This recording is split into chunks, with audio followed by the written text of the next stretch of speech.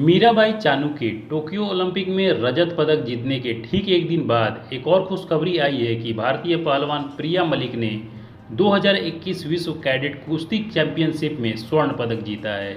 तो दोस्तों, आज के इस वीडियो में हम भारत की महिला पहलवान प्रिया मलिक के जीवन के बारे में बात करेंगे कि पहलवान प्रिया मलिक कौन है, कहाँ की रहने वाली हैं और अब तक करियर कैसा रहा है।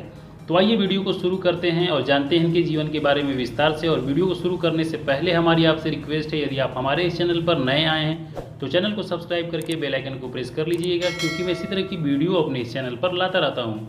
तो प्रिया मलिक का नाम सुर्खियों में तब आया जब हंगरी के बुडापेस्ट में विश्व कैडेट कुश्ती चैंपियनशिप में गोल्ड मेडल जीतकर इतिहास रचा। प्रिया मलिक भारत की तरफ से खेली इस खेल में बेलारूस की पहलवान 5-0 से शिरकत दिया और विश्व कैडेट कुश्ती चैंपियनशिप की गोल्ड मेडलिस्ट बन गई। इनका जन्म हरियाणा राज्य में हुआ था। प्रिया मलिक के पिता का नाम जय भगवान निडानी है, जो कि भारतीय सेना से रिटायर्ड हैं। और प्रिया मलिक चौधरी भरत सिंह मेमोरियल खेल स्कूल निडानी की खिलाड़ी हैं और इनके कोच का नाम अंशु मलिक है।